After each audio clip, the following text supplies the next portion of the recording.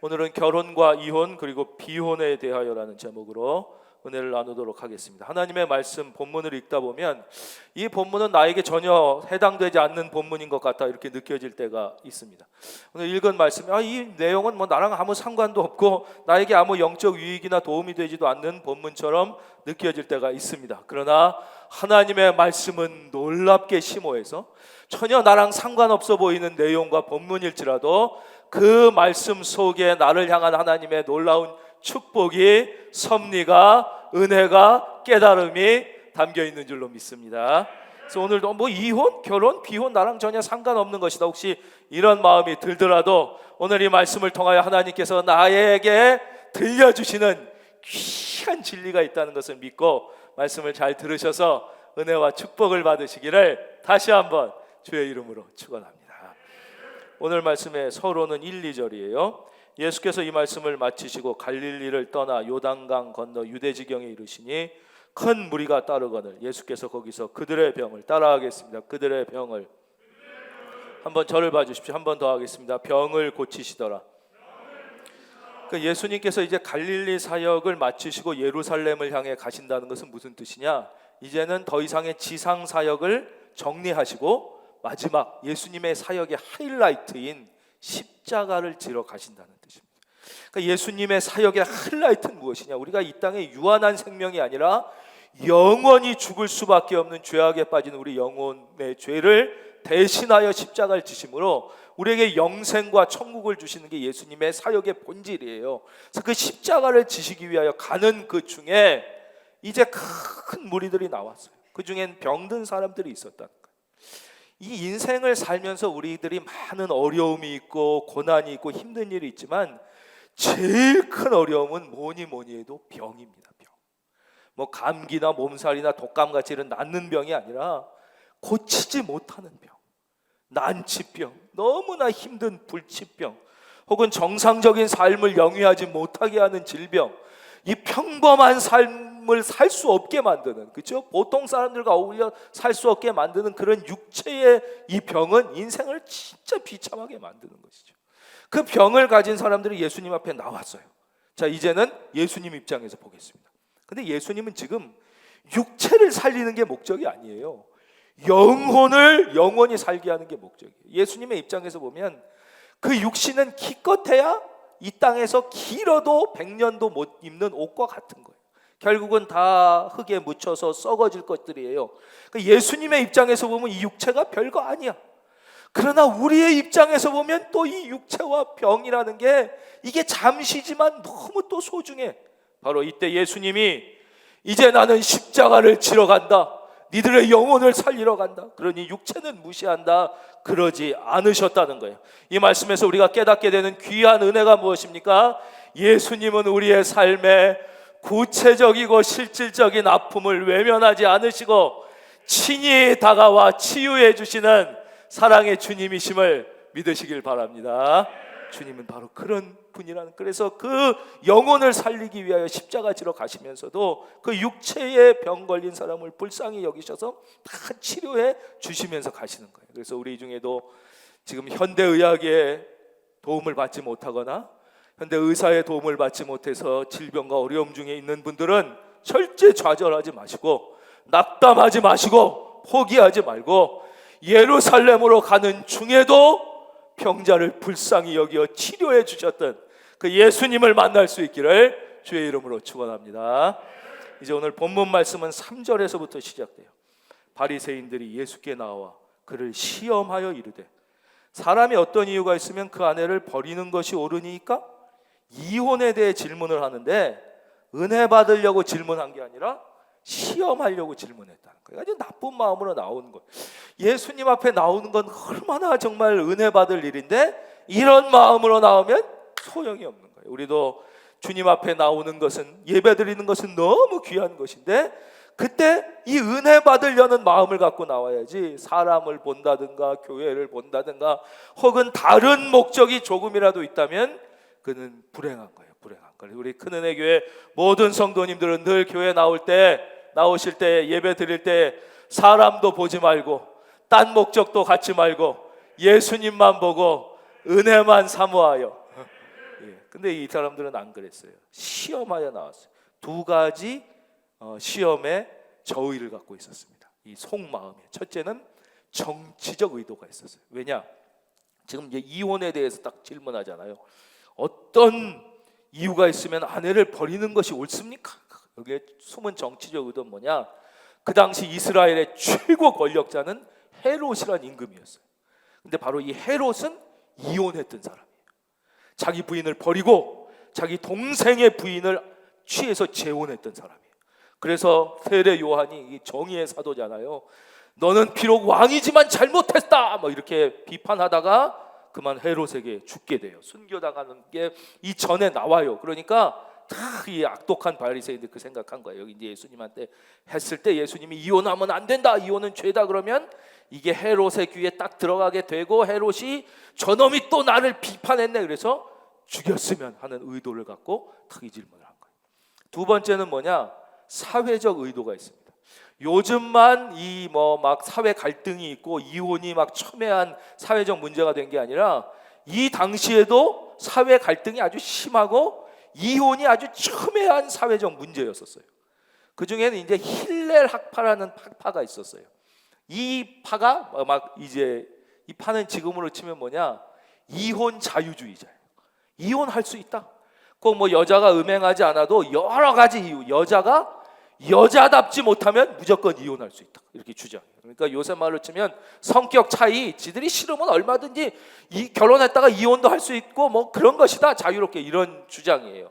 그 당시 문서를 보면 뭐 아주 뭐 좀 이해가 안 가는 게 막 여자가 아침밥을 태웠다고 이혼의 사유가 되고 뭐 청소를 잘못해도 이혼의 사유가 되고 얼굴 화장을 잘못해도 이혼의 사유가 되고 뭐 별가려 다 하여튼 갖다 붙이면 이혼하고 싶으면 하라는 게 힐렐 학파예요. 이걸 지지하는 사람이 한 반 정도 됐어요.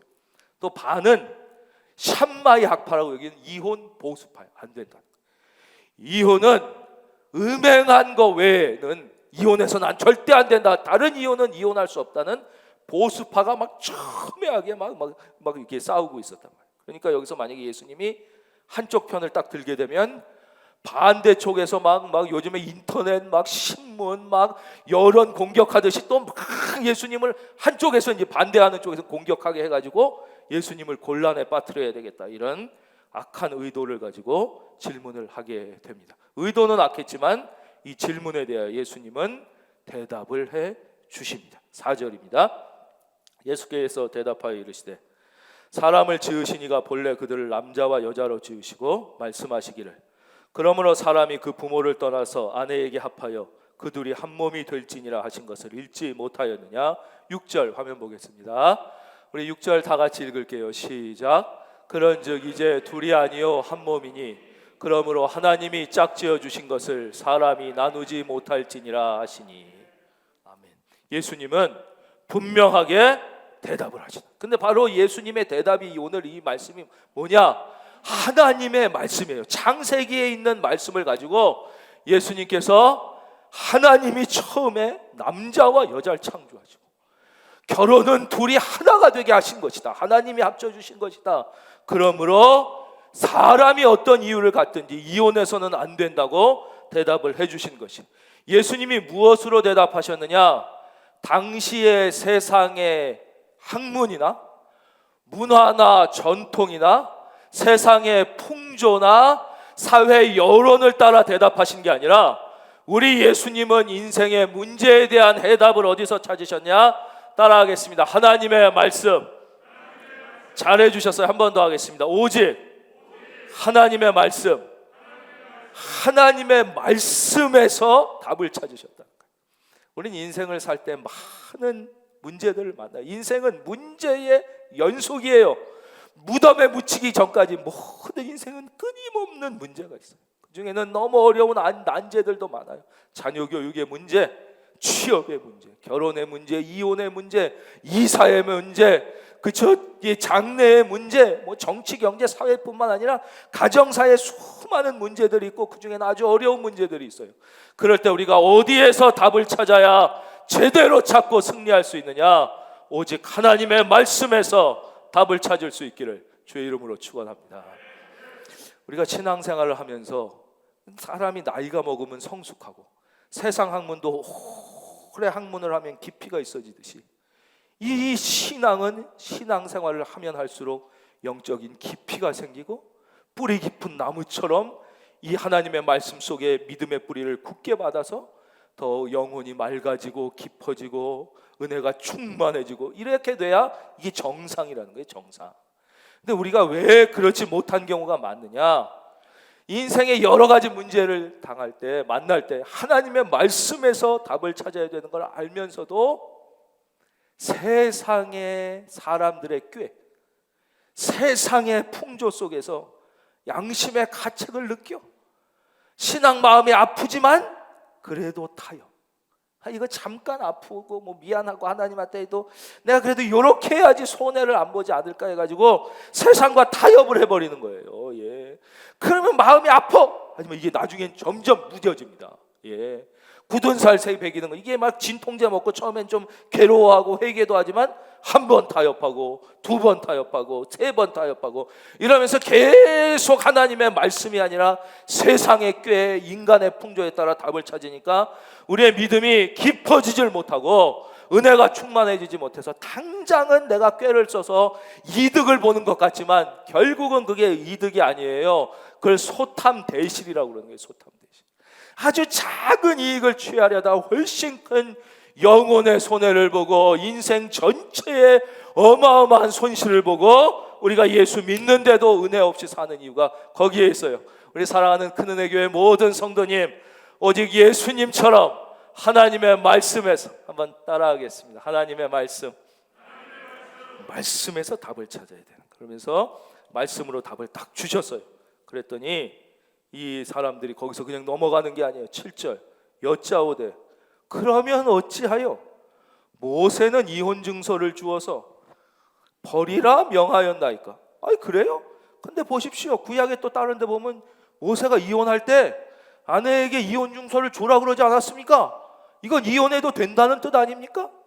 예수님의 대답입니다. 8절 예수께서 이르시되 모세가 너희 마음의 완악함 때문에 아내 버림을 허락하였거니와. 이거 풀어드릴게요.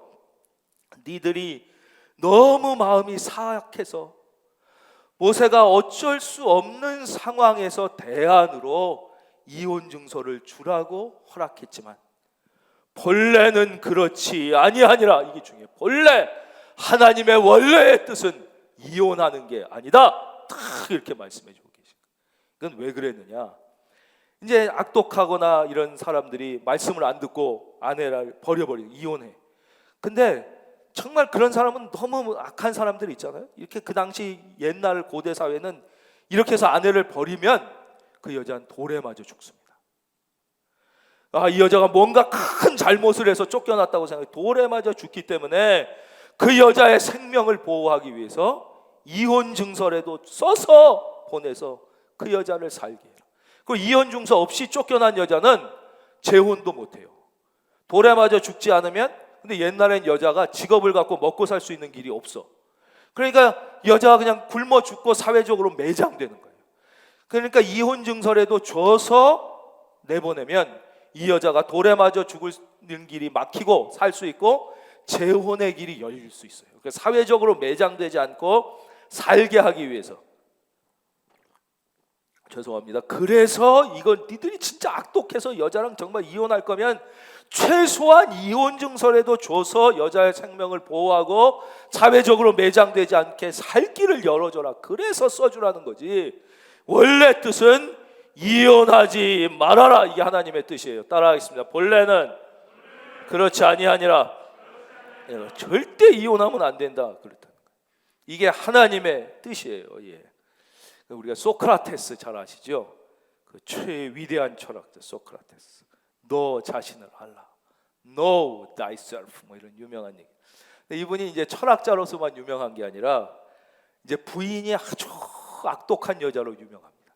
아주 최고의 악처랑 결혼한 사람으로 유명한 게 이 소크라테스예요. 보통 부인이 대단했던 것 같아요. 그날도 이제 손님이 집에 많이 제자들이 많았으니까 쭉 와서 제자들하고 이렇게 탁 토론을 하고 있는데 이제 부인이 막 바가지를 긁는 거예요. 이게 시끄럽게 왜 집에 사람들을 데리고 와가지고 막 이러고 막 고래고래 소리를 지르고 막 바가지를 긁으니까 소크라테스가 점잖게 그랬대요. 아, 이보시오 부인, 이렇게 제자들도 있는데 그렇게 소리를 질러서 되시겠습니까? 조금만 좀 조용히 해주시오. 그랬더니 부인이 막 승질을 막 더 내더니 막 부엌으로 가더니 양동이에 막 바카스에 물을 한 바가지 갖고 와가지고 소크라테스 머리에 확 부어버리는 거예요. 그 완전히 쫄딱 이렇게 생쥐처럼 됐어요. 그리고는 화가 나서 씩씩거리며 나가버려요. 그걸 보고 있던 이 제자와 손님들이 하도 기가 막혀서, 선생님 이거 어떻게 사시겠습니까? 저런 여자랑. 이건 진짜 이혼을 심각하게 고려하셔야 됩니다. 저런 여자랑 산다는 건 말이 안 됩니다. 그랬어요. 그때 소크라테스가 유명한 대답을 하죠. 하하하, 좀 전에 천둥이 쳤으니 나는 비가 올 것을 준비하고 있었습니다. 이제 아까 소리 질렀으니까 이제 물 부을 거라고요. 그리고 그 다음 말이 또 걸작입니다. 그리고 또 원래 비가 내린 후에는 시간이 지나면 다 개이게 되어 있습니다. 또 화 풀리면 돌아올 것입니다. 그랬다는 거예요. 참 정말 오늘 우리의 가정들이 이 소크라테스의 여유를 좀 회복할 수 있다면, 그렇죠?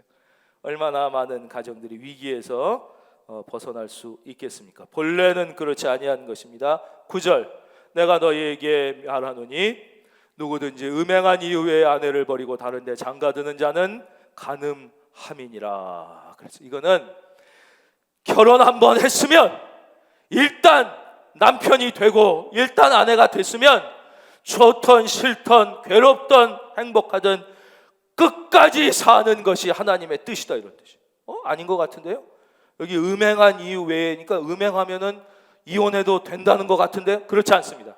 이거는 음행할지라도, 즉 남편이나 아내가 혹시 성적인 실수를 범할지라도 될 수 있으면 사랑으로 그 실수를 용납하고 그 실수를 덮어주고 사는 것이 더 좋다, 이런 뜻이에요. 왜냐?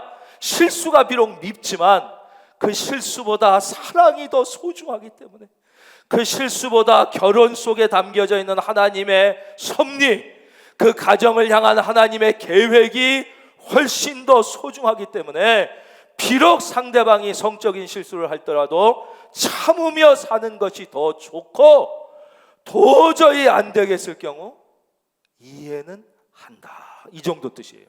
이거 목사님이 좀 너무 자의적으로 해석하시는 거 아닙니까? 다른 데 말씀을 찾아보겠습니다. 똑같은 말씀, 마가복음이에요. 마가복음 10장 11, 12절. 그냥 화면 볼까요? 마가복음 10장 11절에서 예수님이 이 이혼에 대하여 또 말씀해 주십니다. 이르시되 누구든지 그 아내를 버리고 다른 데에 장가드는 자는 본처에게 간음을 행하며 또 아내가 남편을 버리고 다른 데로 시집가면 간음을 행하느니라. 다른 뭐 이럴 때는 해야 돼, 그런 이유가 없어. 원래 이혼은 하지 않는 게 좋다는 거예요. 누가복음도 보겠습니다. 16장 18절. 무릇 자기 아내를 버리고 다른 데 장가드는 자도 간음하며 무릇 버림당한 여자에게 장가드는 자도 간음함이니라.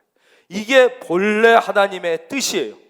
그런데 너무 이 성적인 실수를 내가 도저히 용납하지 못할 때 못 사는 걸 이해는 한다는 것이지, 그렇다고 실수하거나 상대방이 잘못하면 이혼해도 된다는 뜻은 절대 하나님의 본래 뜻이 아니라는 거예요. 하나님의 본래 뜻은 보십시오. 구약 성경에 보면 호세아 선지자, 그 안에 고멜이 나가서 음란한 짓 하고 또 나가서 음란한 짓 하면 가서 또 데려, 또 음란한 짓 하면 가서 또, 나중엔 창기가 되어 몸을 그렇게 음란하게 굴려도 가서 또 데려. 그러니까 호세아도 기가 막혀 그러잖아요. 하나님, 내가 왜 이래야 됩니까? 하나님이 뭐라고 그러세요? 바로 너를 향한 나의 사랑이다. 우리가 하나님 믿으면서도 영적으로 간음하는 거예요. 하나님보다 세상을 더 사랑하고, 하나님보다 세상의 풍조, 세상의 돈, 세상의 방법을 사랑하고 우리가 영적으로 간음하여 떠난다고 하나님이 우리를 버리지 않고 또 와서 붙잡아 들이시고 또 와서 붙잡아 들이시고, 오늘 우리가 드린 찬양 2절 보십시오. 내가 다시 주를 만났을 때 죄악으로 몹쓸 병든 몸 조용히 내 손 잡아 이끄시며 병든 자여 일어나거라. 할렐루야. 바로 그 주님의 사랑, 그것이 바로 이 결혼 안에 있는 것이에요. 결혼을 통하여 하나님께서 섭리하시고 계획하신 뜻이 인간적 실수보다 훨씬 더 중요하고 큰 거기 때문에 웬만한 상대방의 실수는 우리가 참고 살아야 한다. 이렇게 예수님이 말씀하시니까 제자들이 놀랐어요. 야, 이 결혼 보통 어려운 게 아닌데, 한번 결혼했다 하면은 이거 뭐 아무리 싫어도 이혼도 못하고 무조건 끝까지 살아야 돼? 야, 이 힘들어 어떻게 하냐? 그래서 10절 질문합니다. 제자들이 이르되 만일 사람이 아내에게 이같이 할진대 장가들지 않는 것이 좋겠나이다. 그렇게 힘들고 말이에요. 계속 책임져야 되고 이럴 바에야 혼자 사는 게 낫지. 뭐하러 장가 갑니까? 이렇게 물어봤어요. 이게 옛날에만 이렇게 물어봤나요? 요즘에도 똑같죠. 최근에 설문조사 미혼 남녀 물었어요. 그랬더니 무려 4명 중에 1명 25%가 나는 독신으로 살겠다 그랬어요. 나는 비혼주의자다. 요즘에 유행하는 말. 난 독신으로 살겠다. 왜 그러냐? 이유가 이제 뭐 가지가지인데, 남자들은 왜 결혼 안 하고 혼자 살고 싶다 그랬냐? 제일 많은 이유가 경제적 이유가 제일 컸어요. 너무 살기가 힘든데 내가 혼자 돈 벌어서 나 혼자 먹고 살기도 힘들다. 근데 이거 막 결혼하면 아무리 그래도 남편의 책임감, 자녀 키워야 되는 의무감, 뭐 집값 사기도 너무 힘들다. 그래 그냥 혼자 사는 게 낫다. 내가 벌어서 나 혼자 쓰기도 아까운데 이거 어떻게 되겠냐? 이런 이유가 제일 많다는 거예요. 여자들은 뭐냐? 관계의 부담이 크다. 이거 결혼하면 아무리 남녀 평등이라고 그래도 아내가 남편한테 해주고 막 정성하고 이게 너무 많다. 같은 직장 생활하면서 이거 너무 힘들다. 나도 나 위해 살아야지. 내가 왜 남편 위해 희생하고. 이 애를 낳아도 아무리 남편이 도와준다고 그래도 도와주는 거고 거의 엄마가 다 키워야 돼. 이게 너무 관계가 애 키우기도 힘들고 시댁 문제도 그렇고 이 관계 문제가 너무 힘들기 때문에 결혼하면 너무 스트레스가 심할 것 같다. 그러니까 나는 혼자 살고 싶다라는 게 그 하기 싫다는 이유 중에 제일 많았다는 거예요. 그 질문에 대하여 오늘 예수님이 뭐라고 말씀하십니까? 11절 예수께서 이르시되 사람마다 이 말을 받지 못하고 오직 타고난 자라야 할지니라. 혼자 살고 싶다고 혼자 살고 독신으로 사는 게 아니라 독신은 타고난 자, 즉 독신은 은사다라는 뜻이에요. 다 같이 한번 해볼까요? 독신은 은사다. 독신은 은사 받은 사람만 가능하지 네가 결혼하기 싫다고 안 하는 게 아니다. 하나님은 성경에 뭐라고 분명히 말씀하십니까? 생육하고 번성하고 하라고 그랬어요. 건강하게 남자로 태어나고 건강하게 여자로 태어났으면 결혼하는 게 하나님의 뜻이고, 결혼했으면 자녀를 낳는 게 하나님의 뜻이고, 결혼했으면 끝까지 참고 사는 게 하나님의 뜻이다. 믿으시면 아멘. 싫어도 그게 하나님의 뜻이라는 거예요. 하나님의 뜻. 그러면서 뭐라고 그래요? 12절 어머니의 태로부터 된 고자도 있고, 태어날 때부터 신체가 결혼을 할 수 없는 신체 조건을 가지고 태어날 수 있다는 거예요. 그런 분은 결혼할 수 없어요. 그렇죠? 사람이 만든 고자도 있고, 여기서 이 고자는 원어 헬라어는 환관이나 우리로 치면 내실을 의미합니다. 그렇죠? 사람이 만들었어요. 직업적으로 그렇게 된 사람도 있고, 이 마지막이 중요한 거예요. 천국을 위하여 스스로 된 고자도 있다. 이건 뭐예요? 복음을 위하여 내가 혼자 내가 아마존 저 밀림에 예수 복음 전하고 싶은데 여기는 다른 사람 결혼해서 갈 수가 없으니까 내가 가겠다, 이런 거예요. 이 천국을 위하여. 또 우리 카톨릭에 보면 신부님들이나 수녀님들이 결혼하지 않고 이렇게 하나님을 위하여 평생 사는 분들도 그렇게 볼 수 있어요. 그러나 그것도 타고난 사람들만 되는 거예요. 즉 독신의 은사를 받은 분들이 신부님이나 수녀님으로 살면 좋지만, 그렇지 않은데 내가 인간적으로 신부나 수녀가 되면요, 내면으로 죄를 무지하게 지면서 사는 거예요. 내면으로 계속 죄를 지며 살 수밖에 없기 때문에 그건 자기가 하고 싶다고 하는 게 아니에요. 딱 되는 거예요. 이 말씀을 오늘 우리에게 적용하겠습니다. 우리 현대에 보면은 크리스찬 중에 나는 독신주의자가 아니야, 나는 결혼 안 할 마음이 없는데 문제는 나는 믿음의 배우자를 만나고 싶다. 난 주님을 위하여 살기 위하여 같은 믿음으로 살 수 있는 배우자를 만나고 싶은데 믿음의 배우자를 만나지를 못하는 거예요. 그래서 어쩔 수 없이 나는 믿음의 파트너를 만나 믿음의 배우자를 만나지 못해서 1살, 2살 나이가 먹어가고 자꾸 결혼 적령기가 넘어가고 이래서 어쩔 수 없이 나는 독신주의자가 아닌데, 비혼주의자가 아닌데 믿음의 배우자랑 결혼하고 싶은데 만나지 못해서 지금 계속 혼자 살고 있다면, 이것은 영적인 의미로 보면 오늘 천국을 위하여 아직 결혼하지 않은 걸로 볼 수 있기 때문에 그런 모든 분들에게 하나님의 위로와 격려가 있기를 주의 이름으로 축원합니다. 그분들에게는 하나님의 특별한 위로와 격려가 있다는 것이에요. 이거는 일부러 내가 세상적인 무슨 이걸 위하여 안 하는 게 아니라 복음을 위하여 아직 못하고 있는 것이기 때문입니다. 바바라 월터스라는 미국의 유명한 여성 언론인이 있습니다. 연세 좀 드신 분들은 아마 아시는 분이 많으실 것입니다. 이분은 매우 스마트한 분이고 미인이고 똑똑한, 세상 말로 잘 나가는 여자였습니다. 이분이 이제 이혼을 하게 됩니다. 뭐 자기가 부러울 것도 없고 뭐 최고의 앵커고 뭐 스타고, 그러니까 뭐 남편이 시답지 않았는지 하여튼 이혼을 하고 멋지게 혼자 싱글 라이프를 즐겼습니다. 근데 이혼하고 시간이 오래 지나면서 이제 혼자 오래 지나다 보니까 이제 고독한 거예요. 마음이 외롭고 그래서 다시 재혼해야겠다는 생각이 들었습니다. 그래서 이분 똑똑한 분이 인터넷에 자기의 신상을 올립니다. 이름을 밝히지 않고 자기의 현재 위치, 직업, 뭐 재산, 스타일, 성격 이런 것들 쭉 올린 다음에 내가 이렇게 해서 재혼 상대자를 찾는데 나와 혹시 결혼을 원하는 분이 있으면 이렇게 뭐 말씀해 주십시오 이렇게 올렸어요. 그랬더니 뭐 그 스펙이 막 요새 말로 끝내줘서 그랬는지 수많은 이 후보, 수천 명의 남자들이 당신하고 결혼하고 싶다고 쫙 올렸어. 자기 신상들을 쫙 다 올린 거예요. 그래서 후보를 고르고 또 후보를 고르고 막 그래서 마지막 최종 후보를 딱 선정했습니다. 그리고는 이제 드디어 자기의 얼굴과 이제 이름을 서로 이렇게 공개하게 되는, 그 전까지는 좀 그러니까 마지막 딱 그 최종 후보자를 만났는데 그 사람이 누구였냐? 바로 자기가 이혼했던 전 남편이었습니다. 여러분, 이것은 실화입니다. 이 이야기가 우리에게 주는 메시지가 무엇입니까? 갈아봐야 소용없다는 뜻입니다. 바꿔봐야 그놈이었다는 것입니다. 한국의 최고의 여배우였던 김지미 선생께서 한 유명 언론과 인터뷰하면서 이런 자기의 고백으로 인터뷰를 마쳤던 기사를 읽었던 기억이 납니다. 그분이 이렇게 고백했습니다.